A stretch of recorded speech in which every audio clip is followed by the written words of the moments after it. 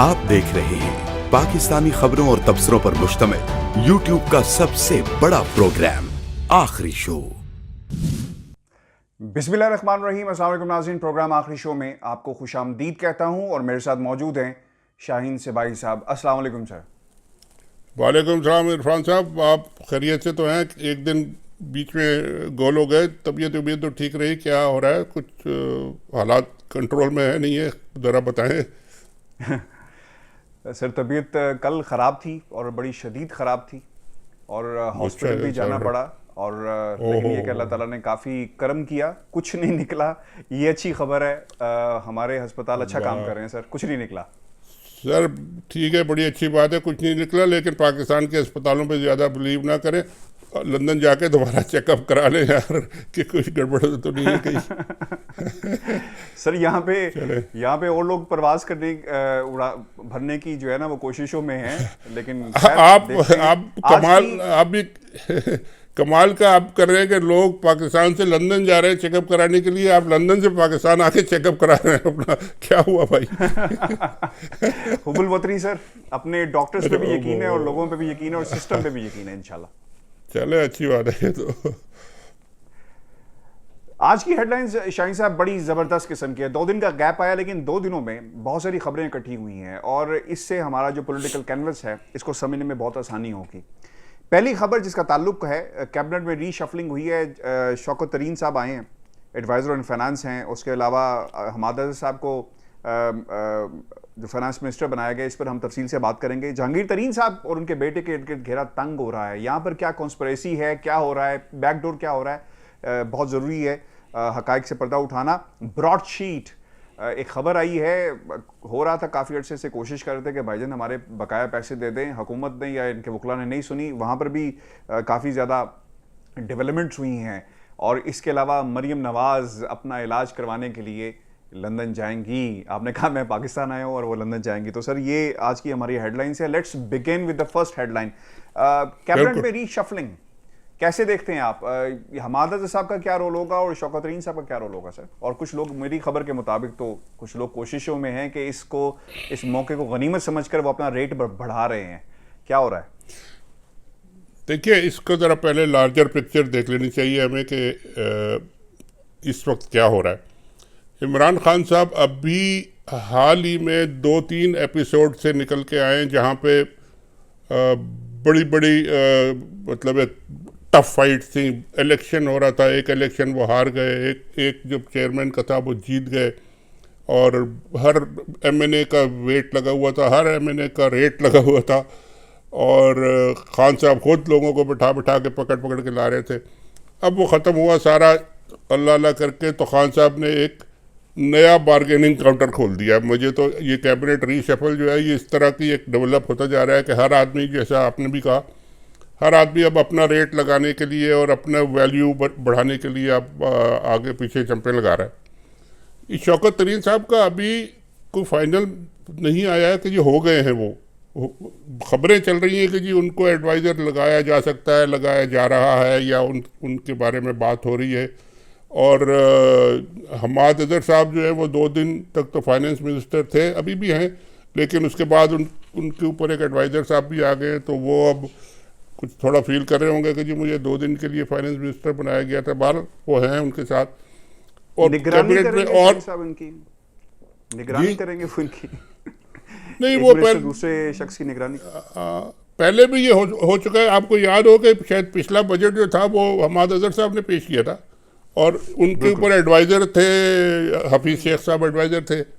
तो हफीज़ शेख साहब को कोशिश की गई कि वो सेनेट में आ जाए, वो नहीं आ सके, फिर उनको कहा रहेंगे वो, फिर उनको हटा के इनको लगा दिया गया, अब इनके ऊपर एक और आ गए। तो ये मतलब काफ़ी एक कंफ्यूजिंग सी सिचुएशन है। जल्दी खान साहब को इसको क्लियर करना चाहिए कि जी स्टेबल हो, यानी उनकी पॉलिटिक्स, उनकी कैबिनेट स्टेबल हो।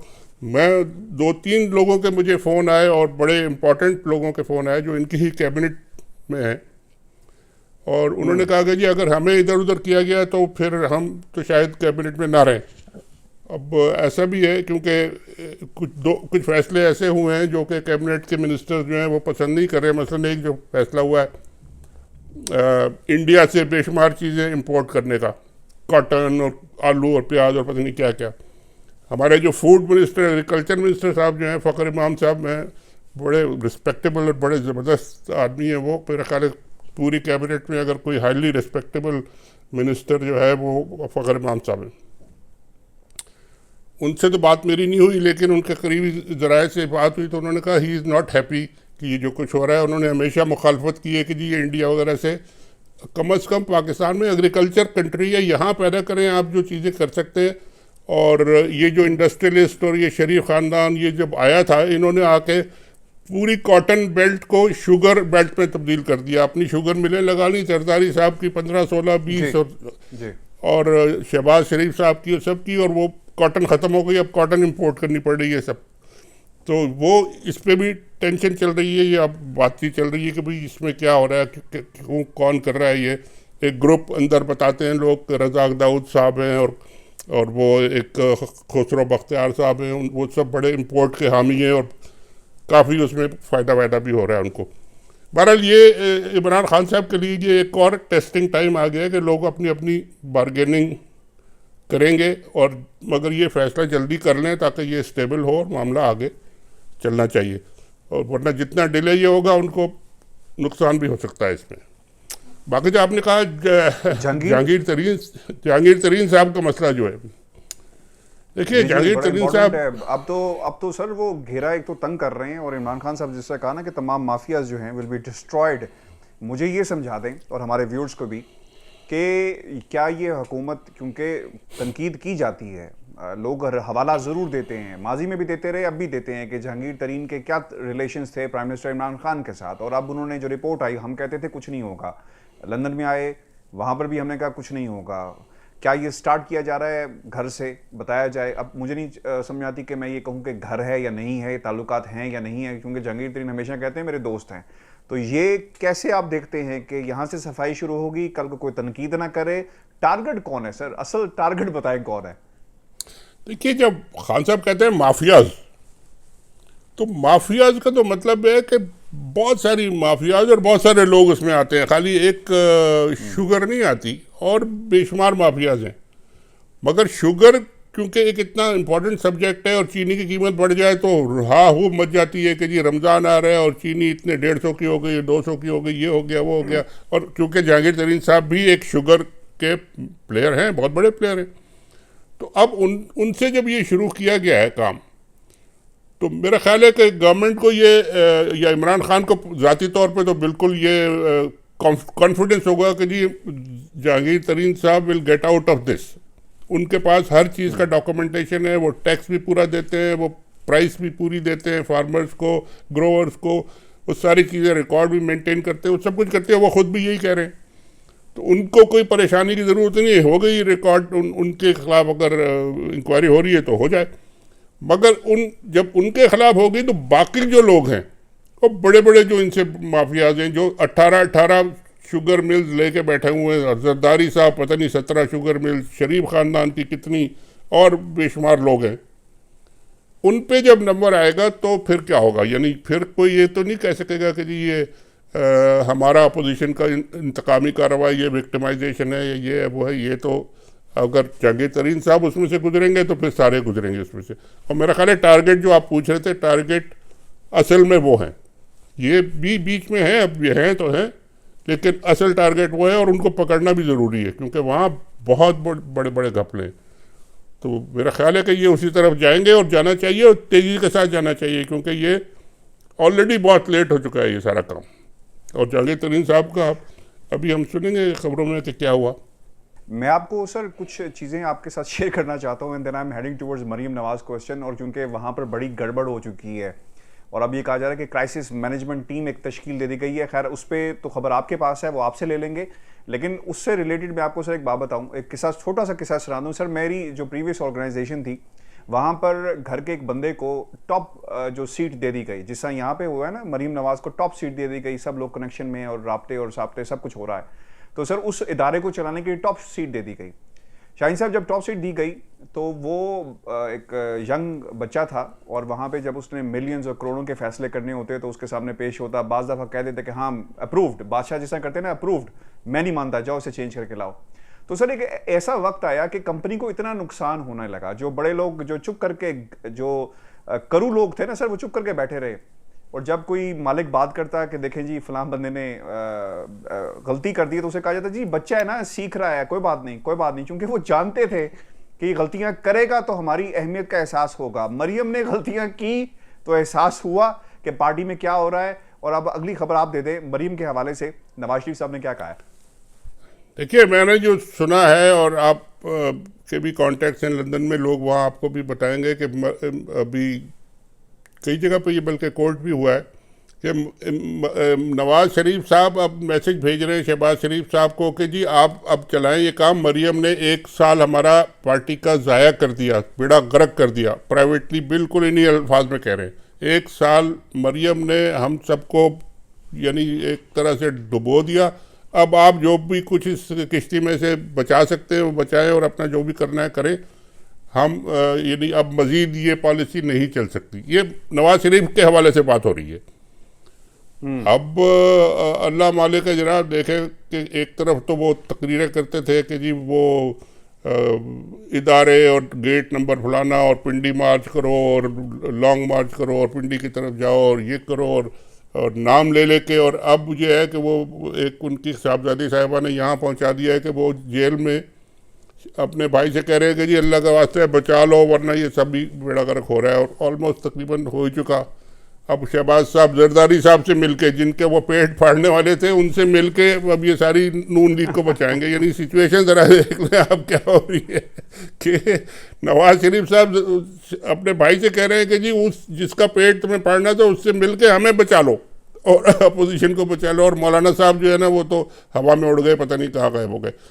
तो ये और मरियम साहिबा का एक ही टारगेट है, मैं तो मुस्तकिल कह रहा हूँ कि जी उन्होंने जाना है लंदन। और अब नई खबर जो आई है वो तो आपने भी सुन ली होगी कि कुछ थायराइड ग्लैंड का प्रॉब्लम है।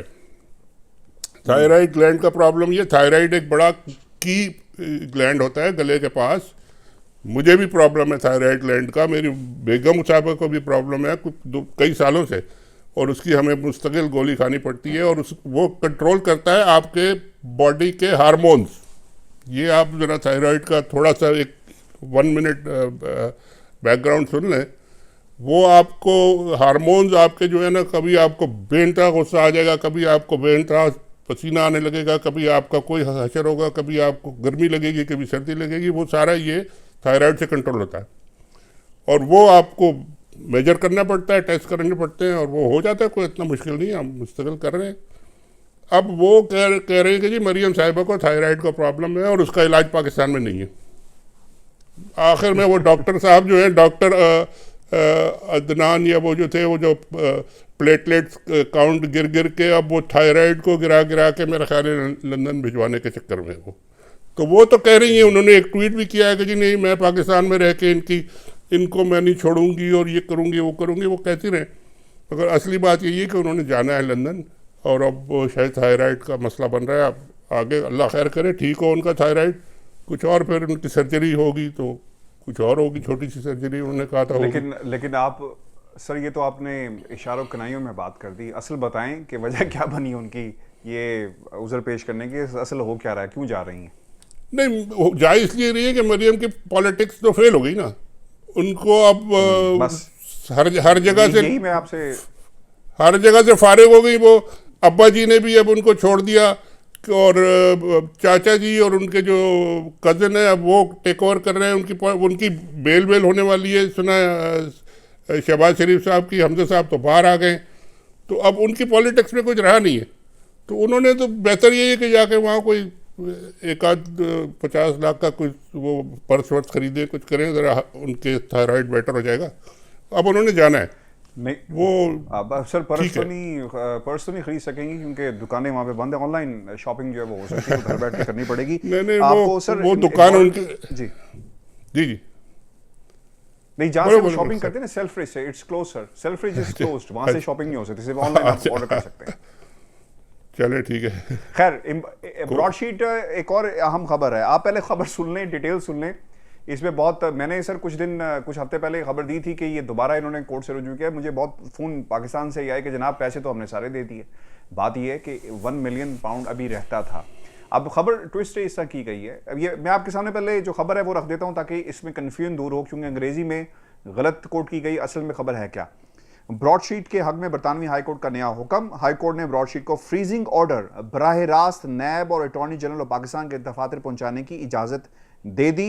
बरतानिया में नैब की नुमाइंदगी करने वाले वकला एलन एंड ऑवरी 2 माह से ब्रॉडशीट को कोई जवाब नहीं दे रहे थे और इसको फाल ना होने के सबब ब्रॉडशीट केस के हवाले से बरतानिया में पाकिस्तान की कानूनी नुमाइंदगी मौजूद नहीं थी और ब्रॉडशीट ने 10 लाख पाउंड के बकाया रकम के हसूल के लिए हाईकोर्ट से राब्ता किया है और थर्ड पार्टी डेट ऑर्डर की समाअत 30 जुलाई को होना है। सर, तासुर ये दिया जा रहा था कि शायद लंदन की एक अदालत ने पाकिस्तान में अटॉर्नी जनरल के ऑफिस और नायब के ऑफिस को, शायद वो फ्रीज चीज़ का वर्ड यूज़ कर रहे थे, हो ये रहा था कि ये लिख रहे थे, ख़त किताबत हो रही थी, आगे से जवाब नहीं आ रहा था। तो अब उन्होंने कहा कि ये ऑर्डर्स जो हैं पाकिस्तान, ये जो मैंने आपके साथ जिक्र किया, इसको डायरेक्ट जो हैं वहाँ पर वसूल करवाए जाएँ, उनके ऑफिस में पहुँचाए जाएँ। जी सर। तो ये तो मतलब है कि सारी इंपॉर्टेंस तो यही हुई ना कि जी वो वहाँ का वकील अगर जवाब नहीं दे रहा था तो वो अब फेडेक्स या मेल के जरिए वो पाकिस्तान भेज दें वो order. That is all, this is all it is, right. इसके अलावा तो कुछ नहीं है, कोई फ्रीज व्रीज तो कुछ नहीं हो रहा, ना पाकिस्तान में हुआ है, ना नैब का फ्रीज हुआ है, ना कुछ हुआ है। ठीक है, $1 मिलियन का मसला है, पाकिस्तान मिल जाएगा, जब देना होगा दे देंगे, नहीं देना होगा वो करेंगे, कोई ऐसा बड़ा इशू नहीं है। इसको इतना स्पिन और हाइप दी क्यों जा रही है, मुझे ये मीडिया वालों से पूछना चाहिए। आपको बिल्कुल पूछना चाहिए सर। एक और खबर है, वो भी मैं आपके सामने रख देता हूँ। कहा जा रहा है कि कोई Daily Mail versus Shahbaz Sharif versus Daily Mail, Ali Imran versus Daily Mail, उसमें भी स्टे की बात हो रही है। पहले कुछ हकाइक मैं आपके सामने रख देता हूं और क्योंकि उससे रिलेटेड एक और खबर है लाहौर में। सर, हुआ ये है कि शहबाज शरीफ अदालत के अंदर हैं, वहाँ पे केस चल रहा है। डेली मेल ने ये कहा था कि जब तक शहबाज शरीफ में पाकिस्तान के फैसले यानी सुप्रीम कोर्ट तक फैसला नहीं हो जाता, इस पर स्टे दिया जाए। जो उन्होंने मेन पॉइंट रखा है कि शहबाज शरीफ से जब क्रॉस क्वेश्चनिंग होगी, विटनेसेस होंगे, वो कैसे पाकिस्तान से यहाँ पर आएंगे, नहीं हो सकता। फिर दूसरा खदशा जो शाहीन साहब जिसका वो इजहार करते हैं कि कल को कॉस्ट और डैमेजेस जब क्लेम करने होंगे, कोई भी जीतता है, यानी अगर डेली मेल जीत जाता है तो पैसे कौन देगा। अली इमरान के वकला कहते हैं, जिनसे मेरी आज भी बात हुई थी, कि जनाब हमने कहा है केस चलेगा, हमारा अलहदा चलाएं और इनका अलहदा चलाएं, जबकि जज ये कहता है केस चलेगा तो इकट्ठा चलेगा। और जब मेरी उनसे बात हुई और आज मैंने मीडिया में इसका बौछाल सुना, लोग कह रहे हैं कि जनाब स्टे मिल गया। और टाइमिंग सर बड़ी इंपॉर्टेंट है। शहबाज शरीफ साहब की जमानत लाहौर में लगी हुई है, आपको लगता है कोई बयानिया डेवलप करने की कोशिश की जा रही है? देखें, लंदन से भी हमें क्लियर चिट मिल गई, यहाँ पे भी देखें ये केस जो है ना, ये भी डिटेल्स टू एंड फ्रो होता रहता है। लेकिन अगर वो इंतजार कर रहे हैं कि इनकी बेल हो जाए तो ठहर जाए, 1-2 हफ्ता 10 दिन ठहर जाए, बेल हो जाएगी तो शहबाज शरीफ आपके ख्याल में फौरन जहाज पकड़ के लंदन जाएंगे कि जी मैं जाके डेली मेल के खिलाफ बयान दूं?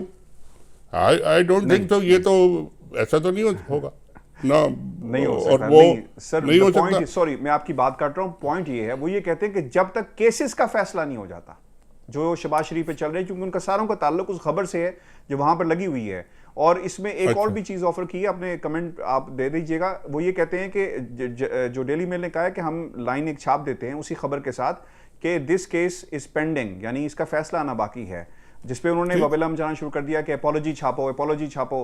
हालांकि अपॉलॉजी का जिक्र तो सर कहीं पे भी मौजूद नहीं है। अरे छोड़े सर, ये फजूल की बात है ना। शहबाज शरीफ ने कहीं जाना है ना, इनके केसेस का यहाँ फैसला तो अभी सालों पता नहीं होता है कि नहीं होता। और वो लंदन का केस भी पड़ा रहेगा, वो भी पता नहीं कितने साल पड़ा रहेगा। ये सब कहानी है, मीडिया वाले जो है ना अपना दिल खुश करते रहे, उसको स्पिन लगा के। लेकिन सर, बयानिया तो बनाया जा रहा है। पहले भी जब ये ब्रॉडशीट और कावे मुसावी वाला मामला हुआ, हमजा शहबाज ने बाहर निकल कर कहा कि देखें जी ब्रॉडशीट वालों ने क्या किया, और फिर उसे यूज़ किया जाता है अपनी सियासी तकरीरों के अंदर। आपके लिए एक इंपॉर्टेंट चीज़, और मैं आपके चाहूँगा भी इस पर कमेंट करें। ये सर जो जज है ना एहतसाब अदालत नंबर 5 के, इनका नाम है जज अमजद नज़ीर चौधरी। सर, इनका तबादला हो गया है और ये शहबाज शरीफ के खिलाफ जो कौमी एहतसाब ब्यूरो के रेफरेंसेस की समाअत करने वाले ये जज हैं, और नया जज सर अभी नहीं आया। तो सर मैं अब क्या तासुर लूँ? वहाँ पे खबरें आ रही हैं नून लीग के पीपल्स पार्टी की, इनके बैकडोर चैनल्स कोई चल रहा है, यहाँ पे जज तब्दील हो रहे हैं। सर हो की रहा है, दसो सर। ये रहा है कि जी ये मामले इसी तरह चलेंगे, ये कुछ नहीं होगा, यहाँ पे कुछ नहीं हो रहा सर, तुझे फिक्र ना करो। लंदन में भी कुछ नहीं हो रहा, यहाँ नहीं हो रहा, आगे चलें। मीडिया में हो रहा है, जो हम मीडिया के सेक्शन में बात करते हैं कि वहाँ पे बड़ी बड़ी चीज़ें हो रही हैं सर। सर मीडिया के अंदर पहले हम अपना एहतसाब कर लेते हैं। लोगों ने हमसे गिले भी किए, वो ये कहते हैं कि जनाब आप झूठी खबरें देते हैं, वैक्सीनेशन कहाँ गायब हुई, रजिस्ट्रेशन शुरू हो गई। पहले सर इस पे कमेंट कर दें और फिर मुझे ये बता दीजिएगा कि ब्रॉडकास्टिंग की दुनिया में जो तूफान आने वाला है, इससे रिलेटेड आपके पास क्या है, क्योंकि बहुत सारी बाइफरकेशंस हुई हैं, क्या होने वाला है? देखिए, ये जो वैक्सीनेशन की बात कर रहे हैं और मीडिया जो उसकी रिपोर्टिंग कर रहा था, वो जो वैक्सीनेशन का तो अब नज़र आ गया ना हमको कि कहाँ जो भी गिफ्ट आए थे, चाइना से आए थे या रशिया से आए थे, जो पाकिस्तान ने को ख़रीदने का तो अभी तक कोई डिटेल आई नहीं कि कहाँ से ख़रीदा है और क्या ख़रीदा है। प्राइवेट सेक्टर को ज़रूर उन्होंने कहा था कि मंगा लें, वो बड़ी महंगी। लेकिन जो अभी ये वीडियोस चल रहे हैं मीडिया में कि मिनिस्टर्स के पूरे ख़ानदानों को वो लगाई जा रही है शॉर्ट्स, और सब बैठे हुए हैं, पार्टी एक हो रही है और वहाँ पे वैक्सीनेशन शॉर्ट्स लगा के थम्स अप कर रहे हैं कि जी देखो हमारा काम हो गया, हमारा काम हो गया। यानी ये बहुत ही अफसोसनाक बात यह है कि आम लोगों के लिए तो आपने कोई प्लान ही नहीं बनाया अभी तक। और असद उमर साहब मेरा ख्याल है उसको ज़रा गौर से देखें और करें और उसको कुछ ना कुछ, वरना तो ये गवर्नमेंट के लिए बहुत बुरी इमेज जा रही है कि गवर्नमेंट के मिनिस्टर्स जो है ना, लग रहा है उनको उधर सिंध में जो है वो वटेरों को लग रहा है, इधर इनको लग रहा है और बाकी सबका रह गया। मीडिया के बारे में मैं आपको बताऊं कि ये जो प्लान जो है इनका, अभी इस पर कोई डेफिनेट अमल नहीं हुआ है या कोई अभी सामने नहीं आया है कि ये किस तरह होगा। लेकिन ये बड़ा, मैं फिर कहूँगा, बड़ा ख़तरनाक प्लान है। मीडिया के जो हाउसेस हैं वो भी बड़े अपसेट हैं, परेशान हैं। टोटल एक खामोशी है कि क्या होने लगा है, किस तरीके से होगा, क्योंकि इत्तलात और नशरियात को अलग कर रहे हैं वो, और प्रिंट को और इलेक्ट्रॉनिक को भी अलग कर रहे हैं। अब ये भी एक अजीब सी बात है, कई हाउसेस ऐसे हैं जो कि प्रिंट में भी हैं और इलेक्ट्रॉनिक में भी हैं, बड़े बड़े मीडिया के ग्रुप्स हैं, और इनका रोकड़ा जिसे कहते हैं ना, माल पानी कहाँ से आएगा, एडवर्टाइजमेंट कहाँ से आएगी, गवर्नमेंट के जो वो प्रोजेक्ट्स होते हैं, प्लान्स जो होते हैं, कैंपेन्स जो होती हैं, वो किसके पास होंगी, इत्तलात के पास होंगी या ब्रॉडकास्टिंग वालों के पास होंगी। और ये सारा जो एक कन्फ्यूजन है, इसमें अभी लोगों को समझ नहीं आ रही कि ये किसका आइडिया है, क्यों है, क्या है ये। और दो मिनिस्टर जब होंगे और दोनों ने अगर वो पैसे देने हैं मीडिया को, कैंपेन्स की शक्ल में देने हैं या एड्स की शक्ल में देने हैं या अखबारों को देने हैं या टेलीविज़न वालों को देने हैं, तो ये उन दोनों का क्या होगा, कौन छोटा होगा कौन बड़ा होगा, उनकी आपस में लड़ाई हो के कहीं वो एक की चोंच और एक की दुम गायब ना हो जाए, कहीं इस तरह का मसला ना खड़ा हो जाए उनका। कि ये बड़ा एक लड़ते लड़ते हो गई गुप, यानी ये एक नई एक कहानी चलने लगी है ये। मगर ये कि मीडिया में देखिए, मीडिया को इस तरह हैंडल करने के लिए उनको एक बंदा, दो बंदे तो चाहिए जो गाली का जवाब गाली से दें। ये तो क्लियर है, प्राइम मिनिस्टर के जहन में भी ये बात क्लियर है कि जी हमारा जो स्पोक्स पर्सन जो है बेशुमार हैं, लेकिन जो मिनिस्टर वगैरह होने चाहिए उनमें से एक उसी तरह का होना चाहिए जैसे उनके लोग हैं, ताकि वो ईंट का जवाब पत्थर से आए। अब वो कैसे मैनेज होता है, नहीं होता, ये बात। बाकी मीडिया को मिस मैनेज या हैंडल कैसे किया जाता है, मिस हैंडल कैसे किया जाता है, दबाव कैसे डाला जाता है, वो ये बड़ी पुरानी कहानी है, ये बहुत पहले से हो रहा है। और इसकी मैं आपको अभी जो किस्सा हमारा पुराना होता है ना, उसमें एक मिसाल आपको दूंगा, वो आप सुने तो आपको भी समझ आएगी कि ये कैसे होता है। शाहीन साहब, किस्सा निस सदी का है। और पहले क्या होता था, ये तो खैर मैनेजमेंट आजकल हो रही है ना। फवाद चौधरी साहब आए थे तो उन्होंने आते पहला काम ये किया कि सबके एड्स बंद किए, उसके बाद काफ़ी वावेला मचा, रिडंडेंट किया गया लोगों को, बहुत ले ऑफ, बहुत बड़े नंबर्स थे, हज़ारों की तादाद में लोग जो हैं बेरोज़गार हुए। अब ये जो कुछ करने जा रहे हैं, इससे क्या फ़र्क पड़ेगा, अब क्या हो रहा है वो तो आपने बता दिया, लेकिन माजी में सर क्या होता रहा? जी इरफान, मैं आपको मीडिया की आजकल बहुत बात हो रही है और मीडिया में क्या तब्दीलियाँ आएंगी और मिनिस्ट्री में क्या तब्दीलियाँ आएंगी और मीडिया का क्या होगा, नशरियात का क्या होगा। मैं आपको एक नशरियात को कंट्रोल कैसे करते हैं सियासतदान और मीडिया के मालिकान, और अगर उनकी मर्ज़ी के मुताबिक ना हो तो फिर क्या होता है, उसकी आपको एक बड़ी मज़ेदार कहानी सुनाऊं। और रियल फैक्ट ये है, मैं 2007 में ARY का सरबराह था, हेड ऑफ ARY, और मैं कोई फरवरी के आखिर में सरबराह मैंने ज्वाइन किया था, और मार्च में शुरू हो गई मूवमेंट जुडिशरी की। चौधरी इफ्तिखार साहब को बहाल करने की मूवमेंट शुरू हुई मार्च में, और मैंने अभी 1-2 हफ्ते में ज्वाइन किया था और देख रहा था कि ये क्या होता है मीडिया, क्योंकि मेरी पहली दफ़ा मैं किसी टेलीविज़न में आया था। तो अब देखना शुरू किया मैंने किस तरह कंट्रोल हो रहा है, क्या हो रहा है, चलता रहा। बाहर वो पहला जो टेस्ट आया वो आया कि उनका जो जुलूस निकला वहाँ से इस्लामाबाद से लाहौर तक, वो हमने उस वक्त ARY के पास कोई इतने लंबे चौड़े टेक्निकल ये और नहीं था। DSNGs 2-3 थी पूरे पाकिस्तान में, और वो 1-2 तो फिक्स थी, जो एक थी जो कि पेशावर से लेके तो लाहौर या शायद हैदराबाद या कहाँ तक उसको वो मूव करते थे जैसे ज़रूरत होती थी, वरना वह उसमें बड़ी मुश्किल होती थी लाइव कवरेज में। तो वो खैर हमने उसको यूज़ करके लाइव कवरेज की, उनके जुलूस की 28 घंटे पूरा चलता रहा वो। उसके बाद सारे चैनल आ गए और सब ने कवरेज शुरू कर दी लाइव। मगर ये वाक़या मैं सुना रहा हूँ मई 12 का, जिस दिन चौधरी इफ्तिखार साहब कराची पहुँचे और मुशर्रफ साहब कंट्रोल में थे, और वहाँ अल्ताफ़ भाई फुल कंट्रोल में थे उस वक्त। तो कराची हिलता नहीं था उनके जुम्बिश के बगैर, और वो जुम्बिश करते थे तो रुक जाता था, और जुम्बिश करते थे तो चल पड़ता था। तो उस दिन पूरा कराची बंद था और हर जगह गड़बड़ हो रही थी और फायरिंग हो रही थी, और इन्होंने अल्ताफ़ भाई ने कह दिया था कि मैं कराची के एयरपोर्ट से इनको निकलने नहीं दूंगा, चौधरी इफ्तिखार को, और निकलने नहीं दिया उन्होंने।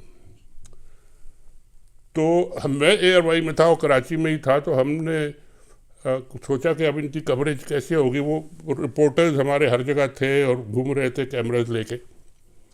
मगर अचानक 11-12 बजे के करीब खबर आई कि जी अल्ताफ़ भाई लंदन से ख़िताब करेंगे, और वो ख़िताब हमें डायरेक्ट वो करना है TV पे ब्रॉडकास्ट।